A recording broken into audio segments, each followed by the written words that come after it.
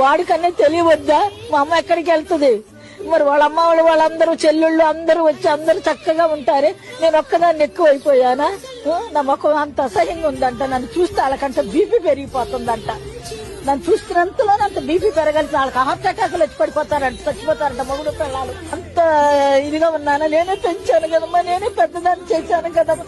తిన్నామో తినలేదు, నేను పాలిస్తే పెద్ద అయ్యాడు, నా పొట్టలో వస్తే పెద్ద అయ్యాడు, నా బ్లడ్ లోనే ఆడు బ్లడ్ తీసేయగలడా? నా బ్లడ్ బయటికి లాగలడా?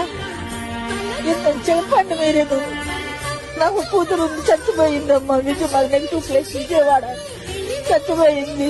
అది ఉంటే నాకు అసలు ఈ తిప్పలు ఉండేవి కాదు, నేను అక్కడికే వెళ్ళిపోయేదాన్ని. దీనికి ఒక చట్టం తీసుకురావాలమ్మ. ఏ కొడుకు కూడా ఇలాంటివి చెయ్యకూడదు. ప్రతి ఒక్క కొడుక్కి చెప్తున్నాను. దీని వెనకాల వాళ్ళ భార్యలు వాళ్ళ అమ్మలే ఉన్నారు. భార్య చెప్పుకోవాలిగా, మా అమ్మ ఒక్కడే ఉంది, మా అమ్మకి ఎవరు